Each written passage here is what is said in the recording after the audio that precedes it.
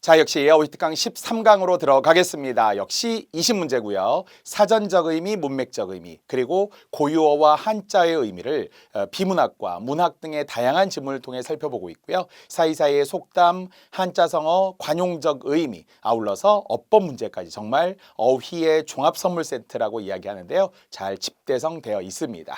자, 문제 241번부터 들어가겠습니다. 살짝 어려웠는데요. 이야기의 교훈과 어긋나는 고사 입니다. 그러면은 관련 있는 게 최소 3개는 있다라는 거죠.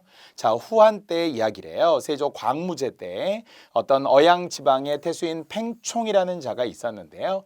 이제 대장군 주부를 공격하려고 군사를 일으켰어요. 이유는 논공행상에 불만을 품고 있었다라는 거예요. 다시 논공행상, 공이 있고 없음을 따져서 상을 주었다라는 게 우리 앞에 한자성어로 공부한 적이 있습니다. 상을 줘야 되는데 팽총한테는 상을 별로 주지 않았던 거예요. 그러자 역심, 바로 쿠데타를 일으킨 거잖아요. 안으로 거스르는 마음을 품으면서 그래서 이제 스스로 자기가 뭐 왕이 되려고 했다라는 거죠. 자, 그런데 이제 주부가 역시 벼슬 이름은 이제 주부잖아요. 별주부전 할 때 주부처럼 글을 나무라는 글을 썼습니다. 뭐라고요? 팽총 그대는 말이야 이러면서 너가 있지 이러면서 요동지시라고 하듯이 너 분수도 모르면서 너 정말 그 조그만 땅덩어리 가지고 너가 지금 역심을 일으키느냐? 절대 안 된다. 이렇게 이제 고사를 하면서 그래서 결국 이제 질책을 했다라는 거죠. 지극히 어리석은 계획이다. 하지만 오만불송했던 팽총은 반란을 일으켰다가 결국 토벌당하고 말았다. 이런 이제 긴 고사 속의 이야기입니다. 우선 이제 관련되는 걸 보니까 그가 어떻게 했다는 거예요? 제 분수를 모르고 무모하게 덤볐다. 당랑거철 사마귀가 수레를 가로막 이제 교훈을 얻는 건 그거잖아요. 아, 팽총이 잘못했구나. 그래서 당랑거철로 주고요.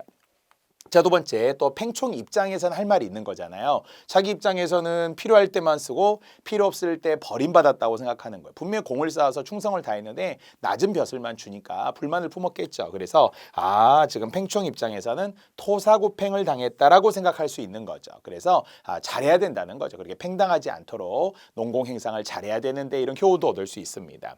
자, 이제 1, 2번의 차이가 뭐냐는 거예요. 항상 우리 선지에 자주 나오는 안분지족과 안빈낙도 둘 다 비슷하다고 생각하지만 다르죠. 안분지족은 분수에 맞게 만족한다는 거고 안빈낙도는 가난하지만 도를 즐김. 아까 우리 나왔잖아요. 어떤 무슨 서방 김서방 이야기 나오면서 그 사람은 그래도 뭔가 이 세상에서의 오활의 부정직함을 남들은 주장했지만 그냥 자기는 알긴 알지만 그렇게 살아갈래 이렇게 했다라는 것이지 그것이 가난하지만 도를 즐겼다 이건 아니었잖아요. 바로 여기에서도 정답 안빈낙도하고는 전혀 상관이 왜냐 가난이라는 자체의 전제가 애초에 맞지 않다라는 거죠. 가난한데도 도를 즐겨. 정말 유학자들이 예전에 선비들이 자연에서 살면서 없어도 만족해요. 있으면 좋고 없으면 상관없어. 이런 내용을 안빈낙도라고 했고 안빈낙도는 동시에 안분지족이 되죠. 왜? 안빈낙도라는 것 자체가 가난하지만 도를 즐기기 때문에 분수를 안다는 거예요. 하지만 지금 이 내용에 의하면 안분지족이라고 하는 거하고는 지금 안빈낙도하고 연결을 했을 때 이 사람 입장에서는 분수에 맞게 만족을 해야 되는데 만족을 못한 거잖아요. 따라서 안분지족은 되는데 안빈낙도는 안 됐다. 안분지족이라고 해서 다 안빈낙도인 것은 아니에요. 그러니까 안분지족이라는 것은 분수에 맞게 만족하는 거지 그게 가난이라는 걸 전제로 하지 않아요.